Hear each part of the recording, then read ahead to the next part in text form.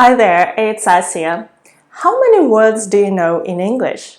And how many words do you need to know in order to pass the IELTS exam?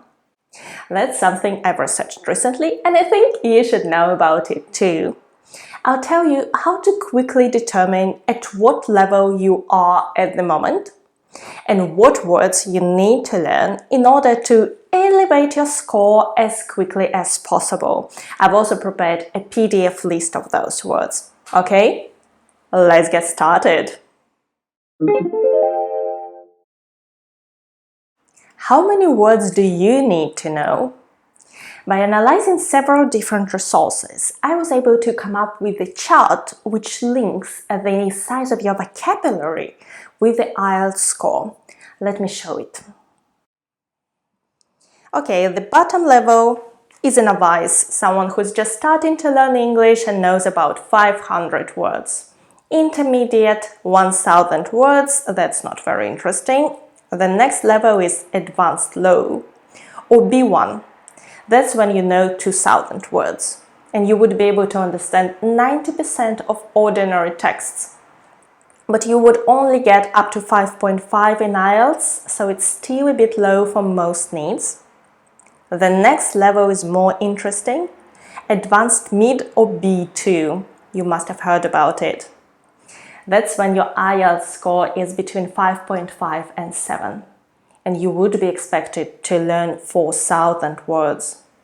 But then you can understand 95% of most ordinary texts. And actually, this level is sufficient to study at most universities abroad. Of course, if you want to study at Oxford or Cambridge or other top university, or you're looking to immigrate to Australia or Canada and get the maximum points, then you need to reach the next level called C1, Advanced High. That's when your IELTS score is between 7 and 8, and you need to learn 8000 words. In this case, you'll be able to understand 97% of most texts, not just ordinary texts, but more specialized ones as well, like in IELTS, especially IELTS Academic. Yes, and there is only one level higher than this. It's called Superior, C2, and that's when you need to know up to 16,000 words. Then you'll be able to get an IELTS score up to a 9. As you can see, the number of words you need to learn in order to reach each level doubles. It means it takes more and more time to reach each next level. How many words do you know? I had no idea. Do you? I think it may be pretty hard to say, but there is a good test. If you go to my.vocabularysize.com, you can take a simple test. It's free. You'll see a number of words and definitions, and you need to choose the correct definition for each word. You can take this test in English or in your own language. There are 140 words in total, and it took me around 10 minutes. And then you will see your result. The result you see on the screen is mine, and your actual vocabulary may be a bit higher or lower, but it's a good indicator.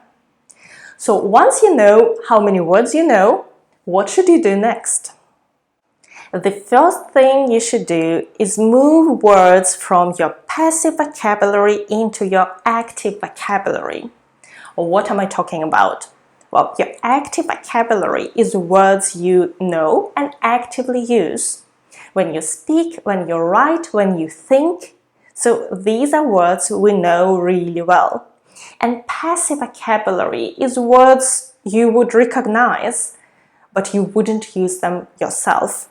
So we recognize words when we hear them, or when we see them, we read them, but we wouldn't use them in speaking or writing.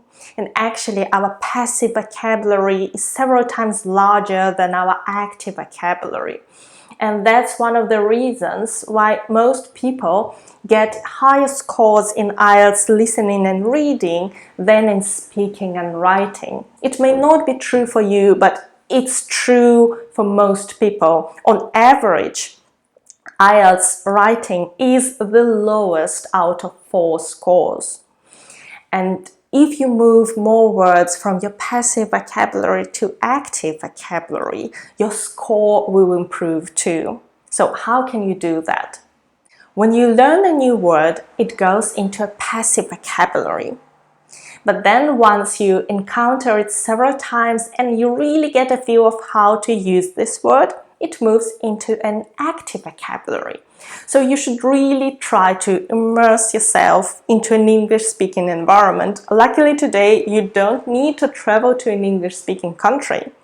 You are already watching YouTube in English. You can watch movies and news in English. You can read books in English or listen to books. Actually, I listen to most of my books because it's so easy to do on the go, and I managed to read 2 books a month without dedicating any special time to this. And if you're not a subscriber on Audible, then you get your first book for free. I'm gonna leave you a link in the video description box below. Of course, you also need to write and speak in English. It's really, really important to pull those words out of your memory and use them. What words should you learn? If you see that your vocabulary size is insufficient to get the score you desire in IELTS, you have to learn new words. There is no way around it. But it's important to choose strategically which words you learn in order to get the maximum benefit.